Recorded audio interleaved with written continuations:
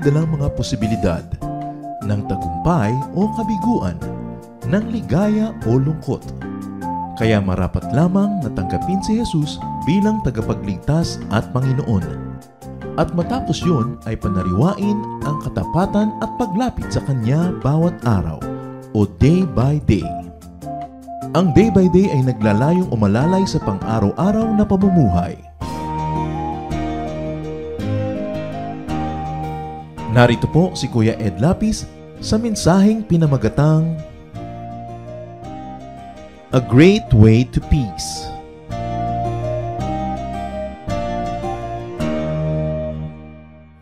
Ang kapayapaan po ay minimithi ng bawat tao. In fact, peace is a universal and also a very personal desire. However, peace can remain elusive even to people who are already religiously active. In fact, sometimes it is their very religious activity that can take away their peace when they don't know which to prioritize. Ang patuloy pong paghahanap natin ng kapayapaan ay isang lifelong quest. But the Bible teaches us great ways to have peace. At yan po ang ating pag-aaralan ngayon, A Great Way to Peace. Isang dakila, malaking daan tungo sa kapayapaan. Aming Diyos, salamat sapagkat kayo ay Diyos ng kapayapaan, ng katiwasayan. Nawa ay bigyan mo kami ngayon ng kapayapaan ng loob, ng puso, ng isip, at nang kami ay makapagtuon ng pansin sa inyo. At ganon din, Panginoon, nawa kayo'y kumilos, mangusap, kausapin niyo po kaming lahat, at matanggap namin ang kapayapaan na gusto niyo naman at handang ipagkaloob sa amin. Turuan niyo kami, Lord, how to position ourselves in relation to you and in relation to your blessing, so that we may enjoy a life of peace and so that we can be agents of peace. Speak to us, Father. Use your servant only as your instrument, but be the speaker. Continue to cleanse us, O God. Make us worthy of your presence because of your kindness to us, not because of our achievements. Cleanse us. Empower us. Speak to us. In the name of Jesus our Lord, we pray. A Great Way to Peace.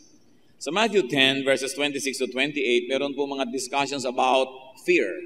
But the following verses 29 to 31, gives us insight how to have peace. Are not 2 sparrows sold for a penny? Yan po ang sabi ng Panginoong Jesus. Yet not one of them will fall to the ground apart from the will of your Father. And even the very hairs of your head are all numbered. So, don't be afraid. You are worth more than many sparrows. At ang maikling katuruan na yan ay pagpalain ng Panginoon at maging source of great blessing to all of us. Now, what are the enemies of peace? Sa maiksing katuruan po na yan ng Panginoon na napakadalas na natin narinig, paulit-ulit na nababasa, ano ang mari nating madagdag pa na pagpapalang makukuha dyan? There are 2 great enemies of peace, and one of that is something big, like big fears. Malaking mga takot o malaking takot kung nag-iisa man yon, o malaking maraming takot. At ang conclusion po na ibinibigay ng Scripture, lalong-lalo ng mga katuruan ng Panginoong Jesus, is do not fear. Do not. Pag sinabing do not fear, it means that it is within your will to fear or not to fear, that you may choose to fear or not to fear. Deuteronomy 31:8, the Lord Himself goes before you and will be with you. He will never leave you nor forsake you. Do not be afraid. Do not be discouraged. Habang ang original na kausap at tinutukoy dito ay hindi naman tayo at mga tao na nabuhay nung matagal na, hindi naman nagbabago ang Diyos. At ang ibinibigay niyang pagpapala noon ay maaari pa rin niyang ibigay ngayon.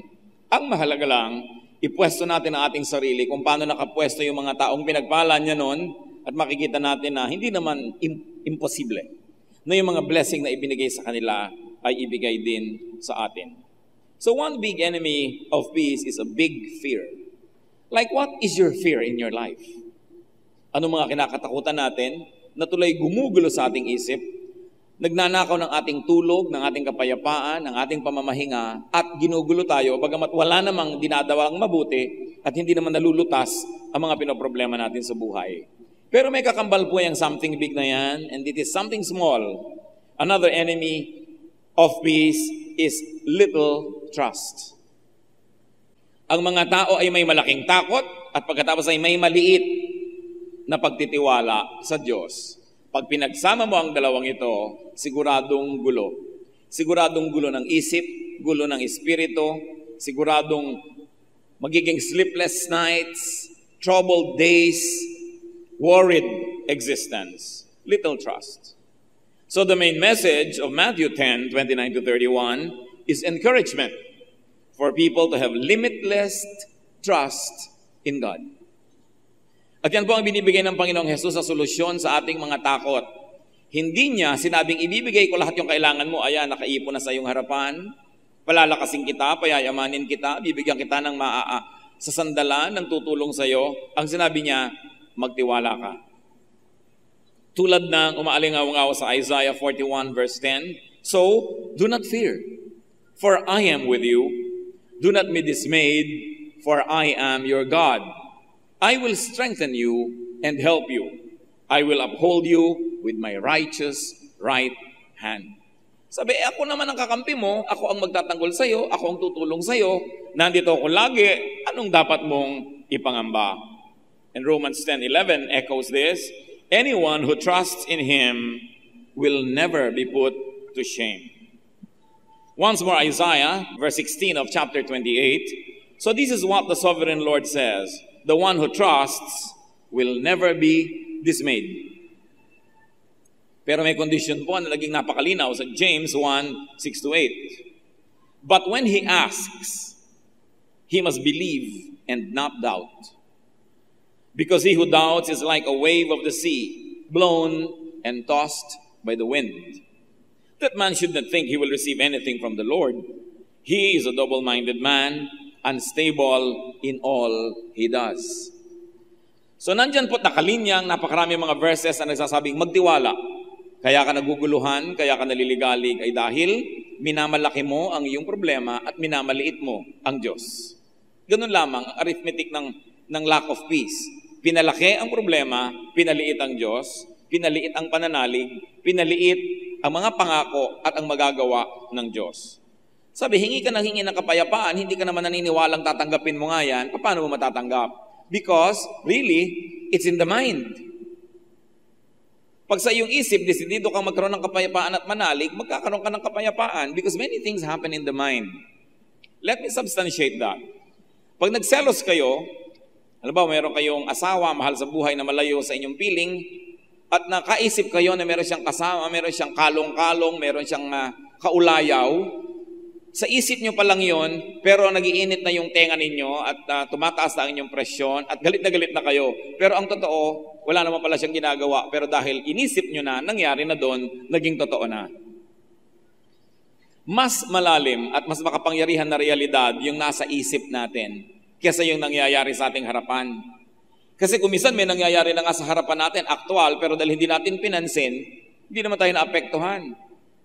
Kaya kung minsan, naglakad ka doon sa isang madilim na daan, hindi mo kasi alam na maraming ahas doon, hindi ka naman talaga natuklaw at hindi ka naman natakot. Pero yung nag-i-imagine, may ahas yata dito, baka may ahas dito, kahit wala, natakot na siya. Ang reality is what is inside your brain. So ano po ba ang nasa loob ng isip natin? Na ang Diyos ay makapangyarihan, maibigin at mapagtitiwalaan? O ang nasa loob ng isip natin ay yung mga pinoproblema natin sa buhay? Pag pinagsama nyo ang dalawang yon, sabi, paano kayo aasa na pagpapalain? Sa loob lang ng isip nyo, nalilito kayo, paano mangyayari na ang matatahimik ang inyong kalooban? Kaya napakahalaga po ng childlike faith. That's why the Lord Jesus said that the kingdom of heaven belongs to such as these, meaning the children, not because of their age, but because of their capacity to believe.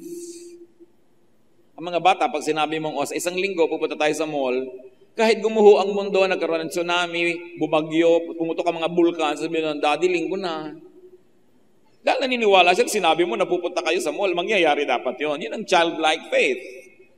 At yun ang hinihingi sa atin ng Panginoon, yung hindi na masyadong nagpapakatalino, hindi na masyadong maraming mga iniisip sa buhay. Sinabi ng Diyos, tapos ang kwento, maniwala ka. Kasi kung hindi ka naman naniniwala, kahit mangyari yon, hindi ka pa rin magbe-benefit. Because your reality inside your mind is your reality.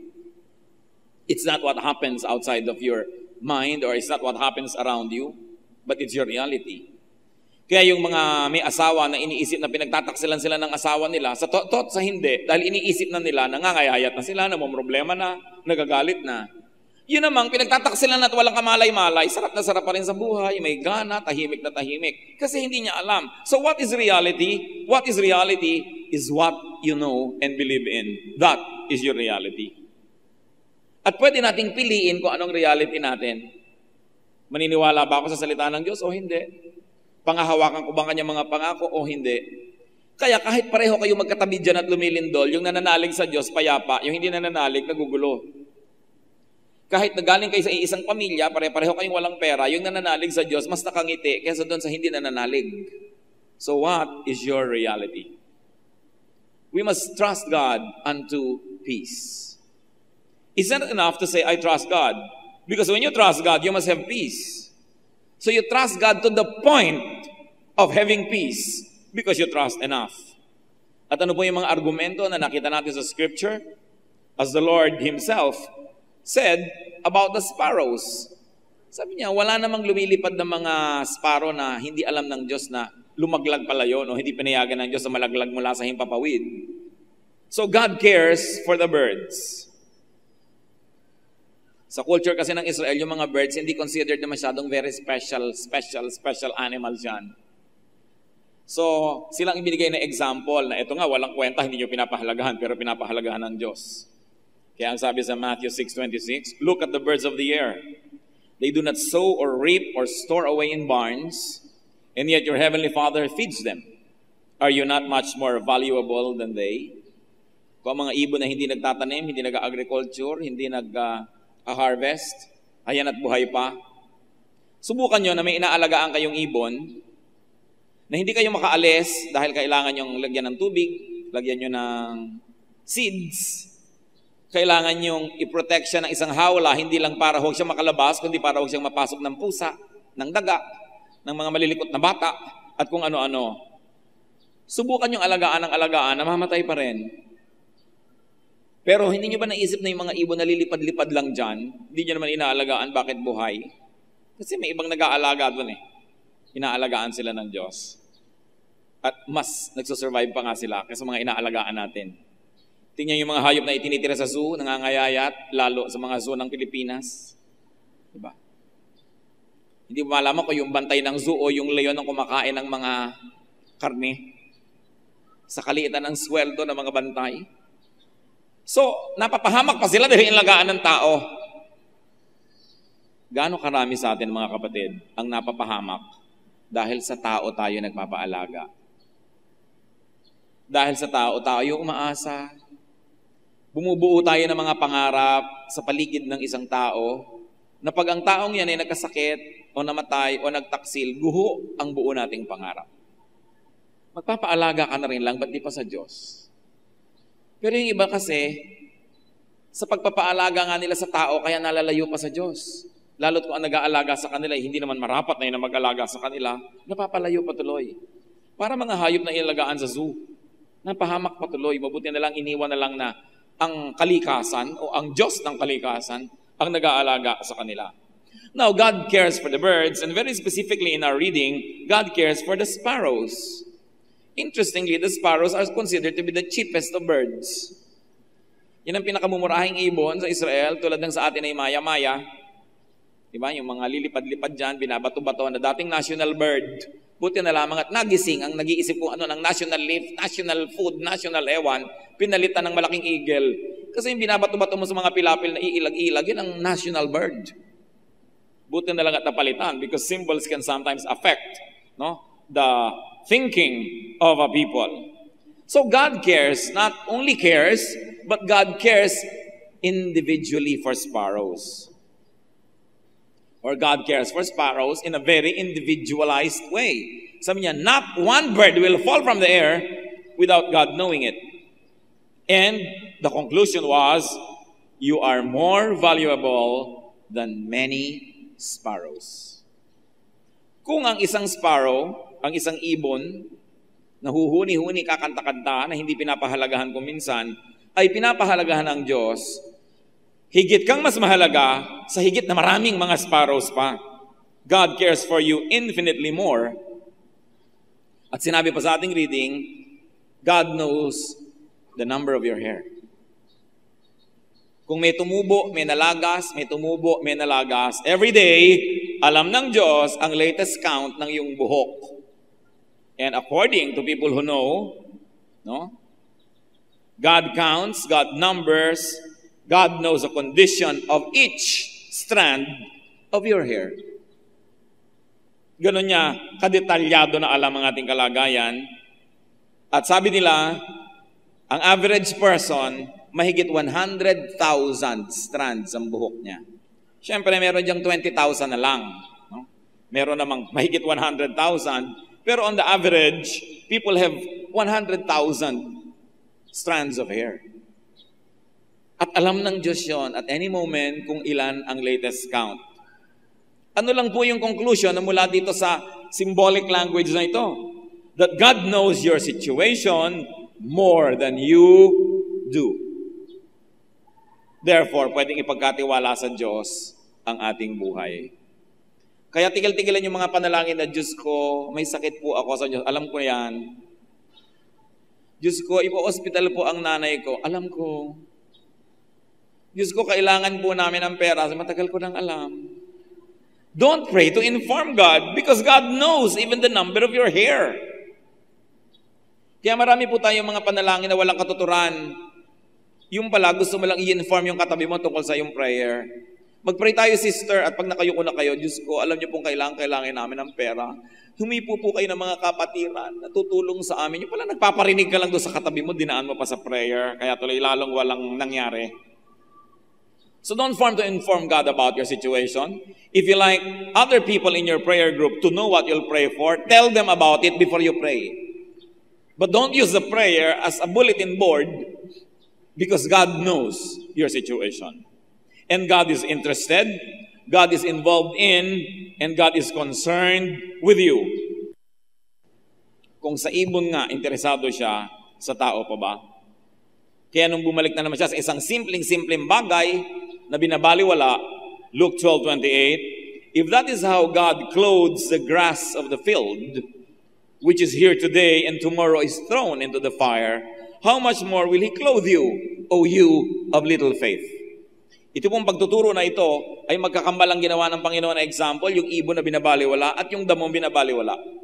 At yung daw damo, bagamat ngayon ay buhay at bukas ay lanta na, o kaya ay buhay ngayon at bukas ay sinigaan at ipinanggatong at ginamit sa ibang bagay, habang sa maiksing buhay niya ay dinadamitan ng Diyos ng magagandang kulay at bulaklak, ikaw pa kayang tao ang di niya damitan? Ikaw pa kaya ang hindi niya bigyan ng halaga? So pag pinagsama-sama po natin ito, ano ang dapat nating ma-develop? Is to trust God unto peace. It's not enough to say you trust God, but you ask yourself, does my trust bring about peace? Because if it doesn't, therefore, you don't trust God enough. And knowing that can already be the beginning of the solution of our situation because we can even ask God to increase our faith. Even the disciples asked Jesus to increase their faith. Ang mahalaga lang, nalalaman natin kulang yung faith ko, Lord. Hindi tayo nagmamagaling na akala mo, alam na natin lahat at napakalakasan ng ating pananalig. Pero pag sinabi natin, Lord, increase our faith. I like to trust you more. Hindi naman tayo pwede magkaila. Alam naman niya kung kulang ang pagtitiwala natin.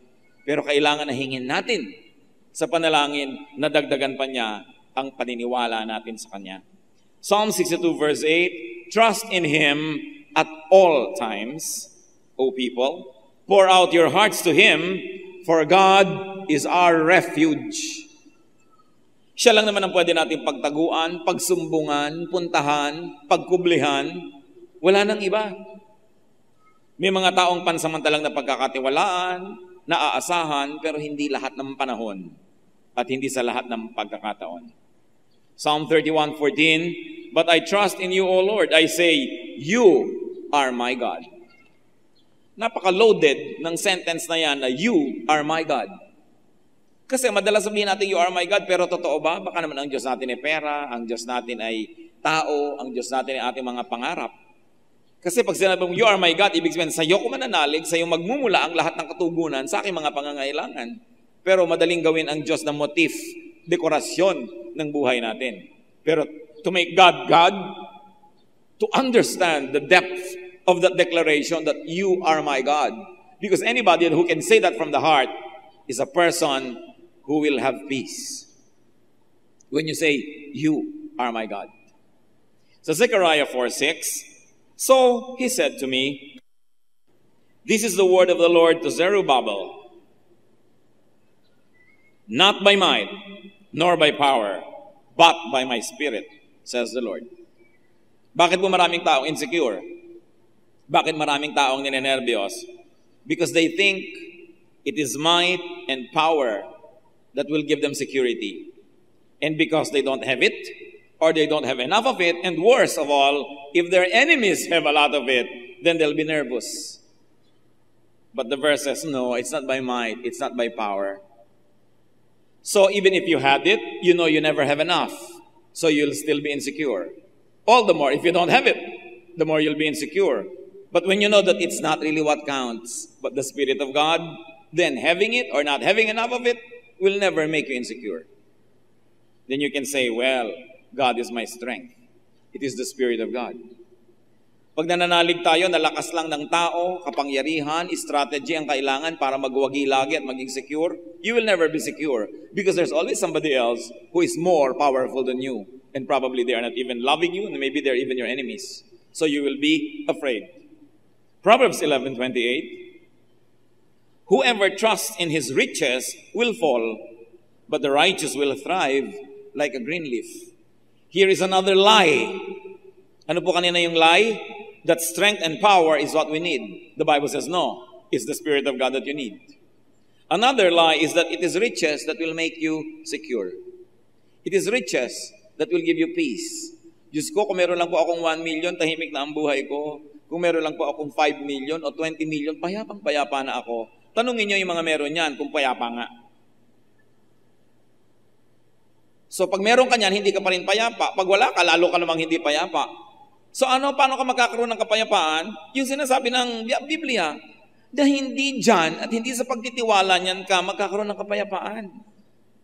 Kundi sa pagiging makadiyos, sa pagiging matuwid. In being righteous, you will stand. It's not through this.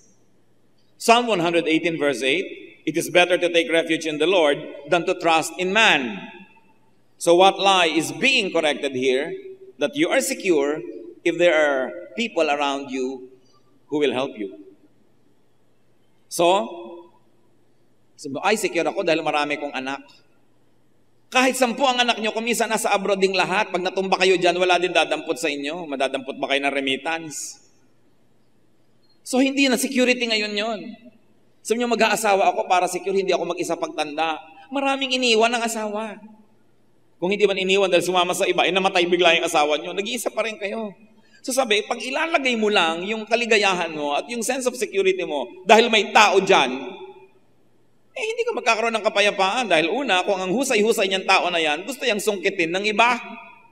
So wala ka nang gagawin kundi bantayan yan para huwag maagaw ng iba. O kaya, may tao nga dyan pero hindi naman maasahan, pabigat pa, di lalong gumulong buhay mo. O kaya may tao nga dyan, mahal na mahal ka, talagang ipagtatanggol ka, pero yun, biglang namatay. Wala rin. Kasi sabi niya, kung aasa ka lang sa tao, hindi ka talaga magkakapis. Hindi natin sinasabing baliwala yung kapangyarihan, yung kayamanan, yung tao. Up to a point, they can be very, very helpful. But if you would think that they are the answer to your longings, to your insecurity, and to your fears, we are wrong. Proverbs 28:26, he who trusts in himself is a fool, but he who walks in wisdom is kept safe. So sasabihin ng iba, hindi na lang ako gitiwala sa iba, sa sarili ko na lang. Ako na lang lahat. Pero sabi, isang malaking kabaliwan yan, dahil hindi ka naman laging malusog, hindi ka laging magaling, hindi ka laging tama, paano ka aasa sa iyong sarili? And these are the major sources of doubts. Walang tao sa paligid ko, doubtful tuloy kung magiging secure ako. Pero kung marami, doubtful din. Can I maintain them? Can I keep them? Wala akong pera, dapat ako karon para ako ma-secure. Nung marami kang yung pera, everybody likes to ask for it and everybody likes to take it, lalo ka na insecure. Tingnan nyo yung mga maraming nababalitang nananalo sa mga loto, mga biglang yumaman, lalong gumulo. Sa bagay, kung magulo buhay mo't mahirap ka at magulot mayaman, doon ako sa mayaman. No? Pareho rin lang gulo yan. Pero yung iba nagiging mitsa pa ng buhay nila tuloy. Kasi maraming tao, alam nyo, sanay maging mahirap dahil ipinanganak at lumaking mahirap. May practice, pero hindi sanay maging mayaman. Kaya pag biglang nagkapera, lalong nagkakagulo-gulo ang buhay. Alam niyo yung pagkakaroon ng maraming pera, pinagpa-practicean din dapat yan. Pag hindi ka sanay, naku baka ma-allergy ka rin. Mahirap, pero allergy na, di bale na. No? Kaya lang hindi ko mo nagkapera ka, okay na yun. Kasi ang pera is a very powerful energy. Para bang iyan ay isang napakalakas na bull, o kaya ay buffalo, o kaya ay kabayo. Kailangan magaling kang magrenda para yung lakas niya ay pakinabangan mo. Mapapunta mo ang kabayo umahon, lumusong, kumaliwa, kumanan, huminto. Pero kung ang lakas-lakas ng kabayo at sasakay ka, tas hindi mo control, ihahampas ka niyan, ihahagis ka niyan, at matatapakan ka pa. At ganun ang nangyayari sa mga taong hindi naman sanay maging matagumpay, sikat o mayaman, ay biglang tumagumpay o sumikat o yumaman, lalong nagkakawasak-wasak. So, mai-insecure ang mga tao. What is the major cause of fear? Trusting in wrong protectors, trusting in wrong saviors. Bakit yung iba sasabihin, naku, pagka nakabili na ako ng mga insurance sa mga anak ko, tayapa ng buhay ko. Hindi na totoo yan. Kita nyo ngayon mga naghahabol ng mga educational plan, binawasan ang kinakain karne linggo-linggo para lang makapaghulog niyan. Tapos ngayon, ayan, naghahabol sa tambol mayor. Hindi lagi na kung nag-ipon ka, okay ka, pero dahil hindi mo naman alam pareho ang mangyayari, mas mabuti na rin mag-ipon. Pero hindi ko mo inipon ka, secure ka na. Hindi ko mo. Ang ginagawa mo yung iniisip ng marami na maganda ay tama na nga. Sabi sa Ecclesiastes 9:11, ni Solomon na pinakamarunong na tao sa balat ng lupa. Alam niya, sabi niya, may naobserbahan din ako I have seen something else under the sun. The race is not to the swift, or the battle to the strong, nor does food come to the wise, or wealth to the brilliant, or favor to the learned. But time and chance happen to them all. Siguro kung hindi si Solomon na nagsabi nito, gagirahin nyo pa Buti na lang si Solomon at sinabi ng Diyos, pinakamarunong siya, so pwedeng pakinggan. Sabi niya, alam niyo, may naobserbahan pa akong isang kakatuwa sa buhay ng tao. Hindi ko mo mabilis kang tumakbo, ikaw ang mananalo sa karera. Hindi ko mo ikaw ang malakas, ikaw ang mananalo sa gyera. At hindi ko mo marunong ka, ikaw ang pupuntahan ng pagkain. At ikaw ang magkakaroon ng mga kailangan mo sa buhay. At hindi ko mo napakahusay mo, ikaw ang yayaman. Marami dyan na walang kahusay-husay, yan ang mayayaman. Sabi diyan, marami diyang mga mangmang, sila ang maraming pagkain. At meron dyan na hindi marunong tumakbo, ano't nangyari, siya pang nanalo sa karera.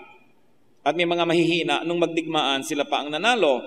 Sabi niya, time and chance happen to them all. Anong paliwanag ni Solomon? Walang paliwanag dyan. Yan ang sinabi niya. Sasabihin mo, bakit po sabi ng nanay ko noon, mag-aral kang mabuti para gumanda ang buhay mo? Lagi po akong honor. Pero yung classmate ko noon na laging bulok tutorian, mayaman ngayon. At kinukuha akong empleyado. Pangako pa naman ng nanay mo, mag-aral kang mabuti para mataas ang grade mo, para gumanda ang buhay mo. Although dahil hindi mo naman alam kung saan ka mapupunta, mabuti nang increasean mo na yung posibilidad na mapaayos ang buhay mo. Mag-aral ka na at sundin mo. Pero hindi pa rin guarantee kahit lagi kang valedictorian. Karamihan nga pag may mga reunion, nagkita-kitaan dati magkaka-eskwela, yung mga bulok tutorian ng mayayaman. At yung mga honor-honor ay yung clerk sa City Hall. Although hindi naman masama maging clerk, no? Pero hindi natupad ang mga inaasam. Sabi ni Solomon, walang paliwanag dyan. Talagang nangyayari sa buhay. So hindi ko mo ginagawa mo rin ang lahat ng tama, pwede ka na masecure. Although you increase the possibility that you might become secure. But even then, may X factor. Hindi naman churches na lahat nagde-design, dumami sila, bring 1, bring 10, kung ano-ano mga ginagawang programa para dumami yung membro, dumadami nga eh. Di ba? Hindi naman lahat ng nagtatanim, umaani ng kasing dami ng inaasahan nila. Hindi lahat ng nagsisikap ay may nararating. Pero ang sabi ni Solomon, time and chance happen to all. Ibig sabihin, kung gusto kang pagpalain ng Diyos, walang makakapigil. At kung ayaw ka naman pagpalain, walang makakapilit. So gusto mong makatiyak-tiyak sa buhay, sa Diyos ka magpalapad ng papel. Sa Diyos ka lumapit. Diyos ang bigyan mo ng kasiyahan dahil walang makakapigil sa Kanya kung ibig Kanyang pagpalain. Pero yun ba ang ginagawa natin? Madalas, sinasakripisyo natin ang relasyon natin sa Diyos sa paghahabol ng pera, sa paghahabol ng kapangyarihan, sa paghahabol ng tao, sa paghahabol ng ating mga sariling minimiti sa buhay. Put your heart, put your life, put your spirit in God's hands dahil hindi Kanya pababayaan. Meron po ako isang paboritong illustration. Nabasa ko lang kung saan, nalimutan ko na kung saan yun. Pag daw mayroong isang ibon na dumapo sa iyong bintana, na wasak-wasak ang pakpak, dadamputin mo ba't dudurog-durugin mo, dumapo ka dito, halika nga, ibon ka, gaganyan-ganyan mo, tatadyak-tadyakan mo yung ibon? Sabi, hindi naman. Di po ba? Gaano karami sa inyo, dumapo ang ibon, aalagaan nyo ng konti para gumaling, patingin nga ng kamay ninyo. Patingin, nasa na mga kamay nyo? Ang dami. Kasi yun ang normal. Kung tayong tao na makasalanan, tayong tao na marami na rin sinaktan at maring sinadya pa, mag-aalaga ng isang ibong nagpapakupkop. Ang tanong, hindi kaya tayo alagaan ng Diyos kung magpakupkop tayo sa Kanya? So bakit tayo mag-aalinlangan? Pag sinabi niyang huwag mong gawin, di sundin. Pag sinabing tanggalin mo itong ganito sa iyong buhay ng mapaayos ka, sundin. Kasi walang mapapahamak sa pagsunod sa Diyos. Hindi naman gagawin ng Diyos na, sumunod ka sa akin, lagot ka. Ipapahamak kita. Imposible. So gusto po nating mawala ang mga pangamba natin sa buhay, magkaroon tayo ng peace, just obey God. At huwag kayong mag-worry about the outcome. Huwag niyo sabihin, Diyos ko, sumusunod na ako sa inyong 3 araw. O nasa na ang blessing. Huwag niyo siyang apurahin, huwag niyong madaliin. Hayaan niyo lang siya. Let God be God. Proverbs 3:5-6. Trust in the Lord with all your heart and lean not on your own understanding. Sabi, magtiwala ka ng ganap at huwag kang sa sarili mo ka maniwala. Kung ang karunungan mo kumukontra sa sinasabi ng Diyos, sa kanya maniwala at kalimutan mo yung karunungan mo na yan. Sabi, lean not on your own understanding. In all your ways, acknowledge Him and He will make your path straight. Sundin mo. Bakit gusto natin laging inaayos ang buhay natin? Kailangan ayusin ko to, kailangan ayusin ko yun. Ayos tayo ng ayos, halimbawa sa buhay ng anak natin, buhay ng asawa natin. Yung meron tayong messianic complex na parang hindi naaandar ang mundo pag hindi tayo ang nagpaandar, mali na ang lahat pag hindi tayo ang nasunod. Pero ang tanong, kung nagkaroon na kayo ng kalaban sa buhay, nagtataka kayo, hindi nyo naman siya inaalagaan, bukas buhay pa rin. In fact, ikatutuwa nyo sanang nawala na siya sa mundo. Kumisan gumagawa pa tayo ng masama laban sa ating kapwa, pero buhay pa rin. Hindi mo na nga inaalagaan, ginagawan mo ng masama, buhay pa rin. Alam niyo kung bakit? Kasi may Diyos na bumubuhay sa kanya. Yung mga nag-abroad, dahil sa pagtakas sa kahirapan, so, ay, salamat, nakatakas na ako, nakarating na ako kung saan-saan. Pag uwi nyo sa inyong mga barangay, mas matataba pa sa inyo yung mga iniwan nyo nun. Mas malalaki pa ang tawanan, mas marami pa silang kasiyahan kumisan kaysa sa inyo.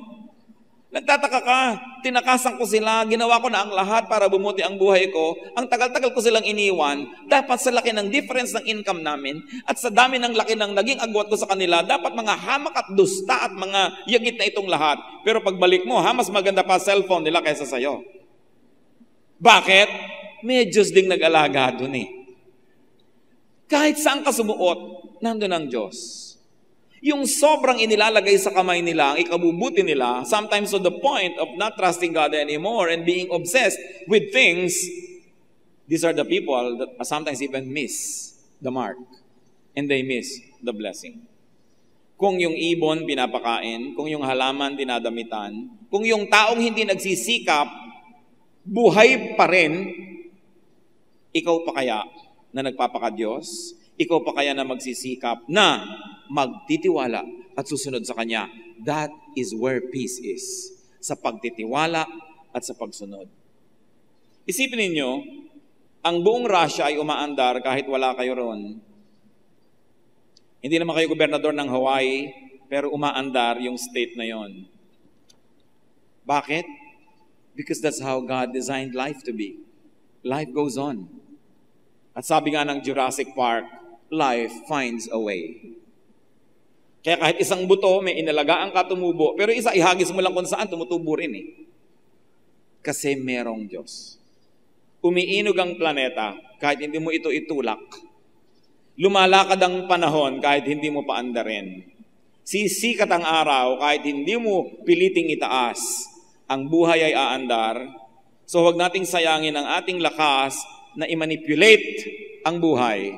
Makiagos lang tayo sa speed, sa direction ng Panginoon, and you will enjoy life better. Let us not plague God. Huwag nating piliting baguhin ang ating kapwa. Ang Diyos nga eh. Hindi siya nagmamagic na baguhin ang tao. Tapos tayo gusto mong baguhin ang asawa mo, baguhin ang anak mo, baguhin ang lahat. Kaya tuloy miserable ka. Tingnan mo ang sarili mo, kung anong pwede mong baguhin because you have authority over yourself, but not over other people. Each one was given by God a distinct spirit that reports to God and to God alone.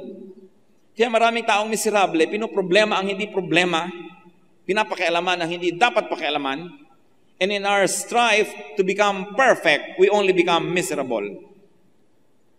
Sobrang nililinisan ng bahay. You know, a house must be clean enough to be healthy, but dirty enough to be happy. Kung sobrang linis naman yan para ng ospital, nakakatiyak akong walang masaya dyan. Kaya higpit-higpit mo siguro. No? Hindi na makapagkalat ang tao, hindi na magamit ang magagandang plato, hindi na malukot ang magagandang punda. Dapat medyo lukot-lukot, ibig sabihin may humiga, may nag-enjoy. Mga batang hapon na ang lilinis pa, siguro ang sungit ng nanay nito. Hindi siguro ito pinagpiko, hindi pinagulong sa lupa, hindi nakahipon ng kung ano-ano. Ang linis-linis nga niya, pero naging bata ba siya? So also children must be clean enough to be healthy, but dirty enough to be happy. Relax and enjoy the journey. You don't have to be perfect, and besides, you cannot be. Pag may okasyon, naghanda na kayo, kahit kayo yung host, enjoy the party. Kasi kadalasan yung host hindi yan nag-enjoy because he wants to either please or to impress. Most of the time, they like to impress. That's why they cannot relax. Pag nagawa na po natin yung pinakakaya natin gawin, yun na, enjoyin nyo na. May maipintas sila, hayaan nyo. Dahil kahit naman magpakamatay kayo ng kaaayos, may ipipintas pa rin ng tao. Many of our cares are needless. Many of our worries are needless. Kaya ang kasabihan, why worry when you can pray?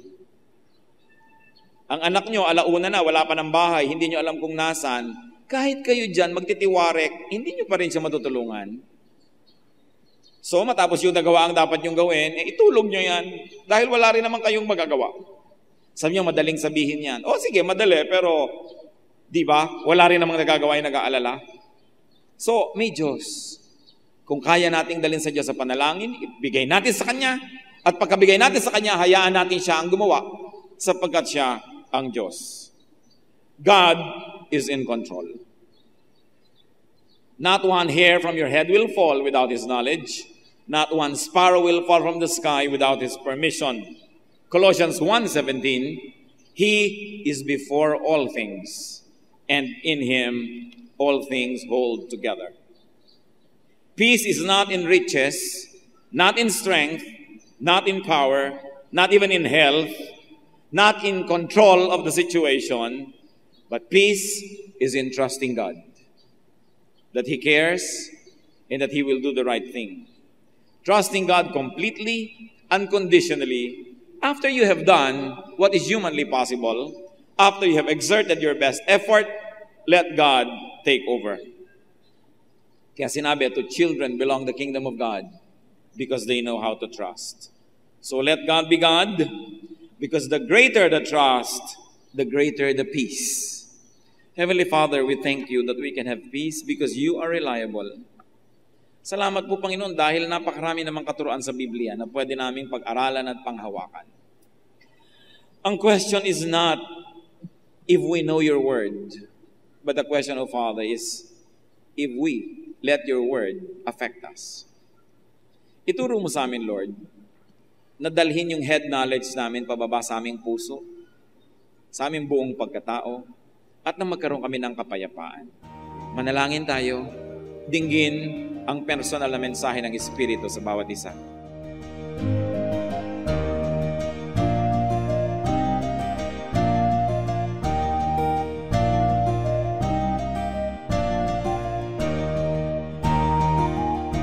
Ang katatapos pong mensahe ni Kuya Ed Lapis ay pinamagatang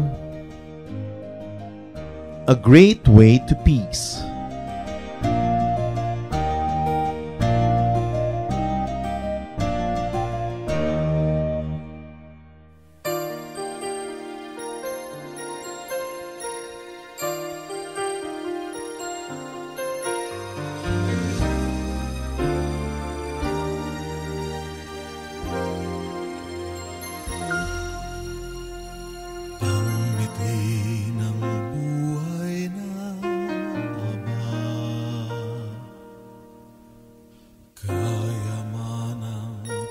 Samantala,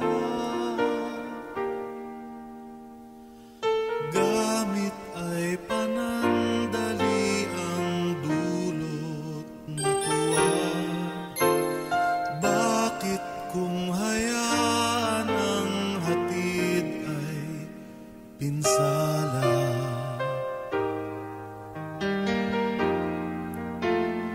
Minsan may nais ako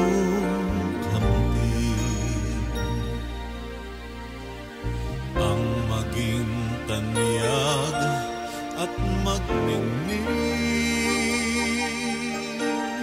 ngunit ang tuwa't galak ay di maging ganap, dahil ang ngiti na nasa akin ay huwag.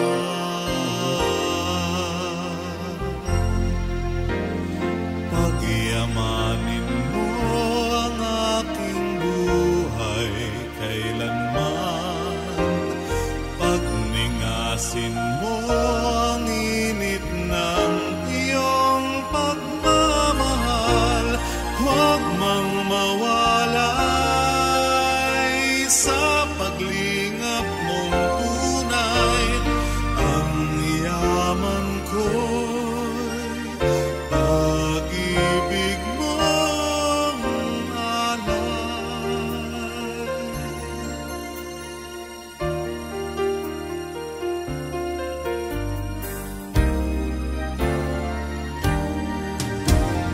Yamang-yaman ko'y pag-ibig mo,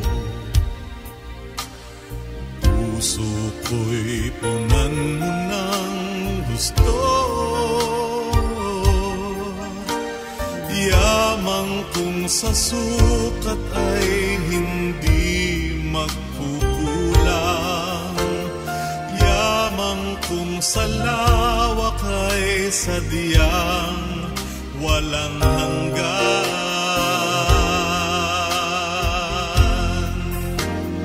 Pagyamanin mo ang aking buhay kailanman, pagningasin mo ang init ng iyong pagmamahal, huwag mang mawalay sa paglingap mong tunay.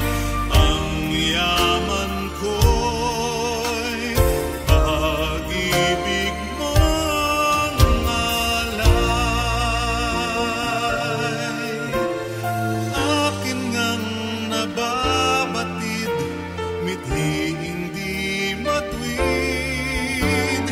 Bakit ba nagpipilit na aakit sa di wastong hatid?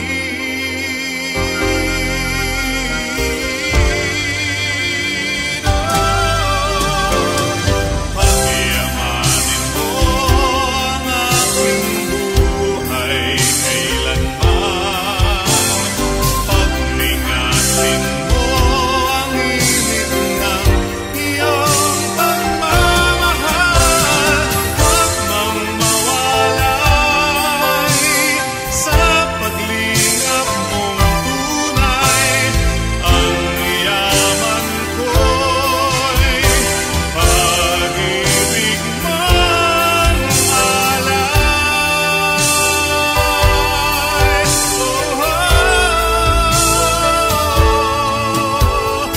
Ang yaman ko'y pag-ibig man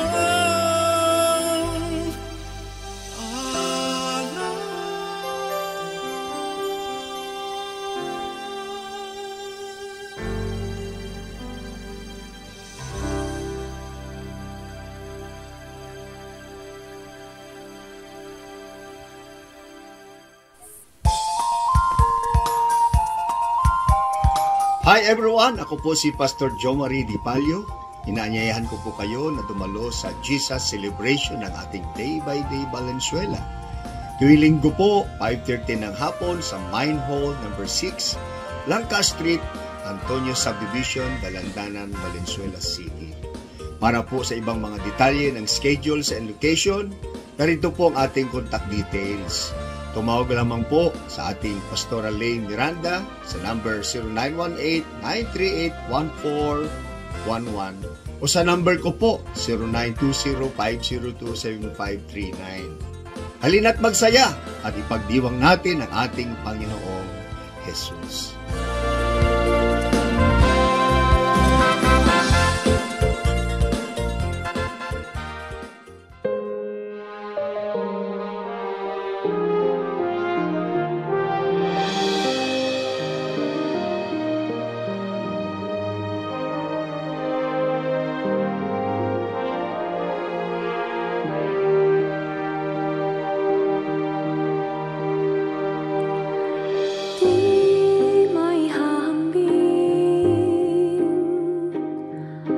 Pag-ibig niyo sa akin, di may haling tulad ang wagas niyong pagtingin. Ang iyong pagmamahal sadyang walang hadlang, wala sa kalagayan at katayuan.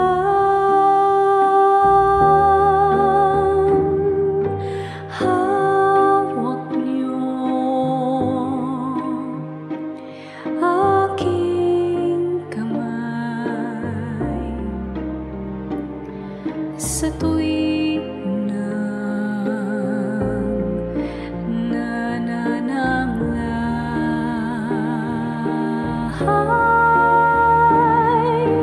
at sa tuwing magkamali, walang hanggang pagpapatawad niyo.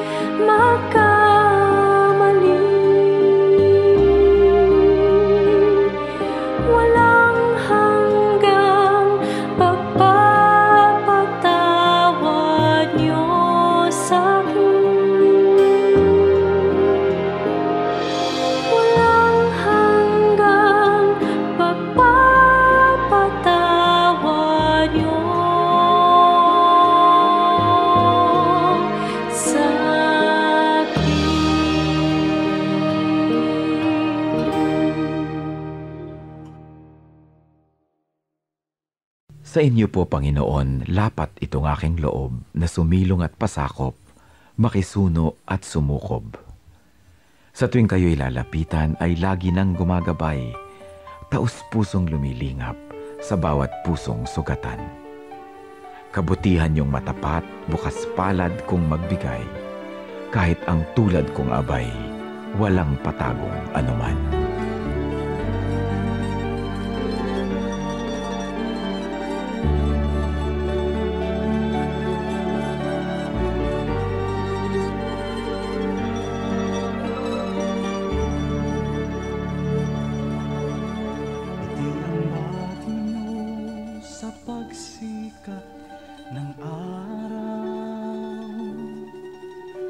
Sa karilagan ng takip siling at sa kandili nyo ako'y hindi maliligaw. Datnan man ang unos sa lalim ng dilim. Kung sisikapin kong bilangin ang mga bituin, isa-isahin ko man bato sa buhangin. Walang makahihigit sa lawak ng iyong pagtingin, sa kalinga niyo't pagmamahal sa akin. Alleluia, Alleluia, Alleluia, Alleluia, Alleluia,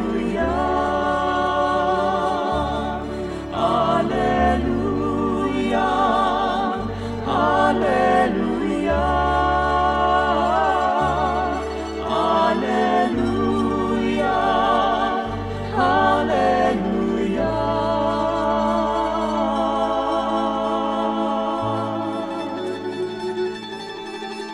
Ang aming nais ko'y purihin ka sa magdamag, makasama ka maging sa aking hatid. Ako'y nagagalak sa kaligtasan niyo't habag, pagkat paglapit ko, ngiti ang iyong batid. Alleluia, Alleluia,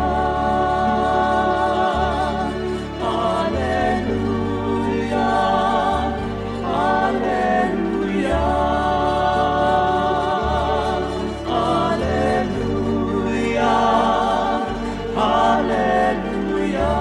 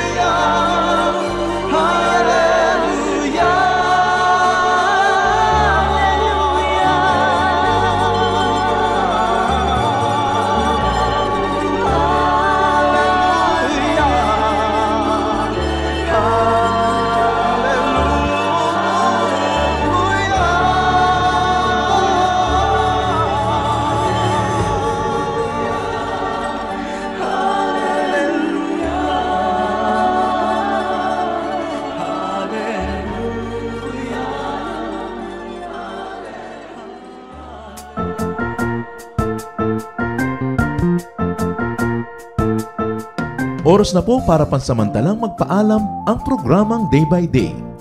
Tayo po'y magsama-sama tuwing ika-6 hanggang ika-7 ng umaga, araw-araw.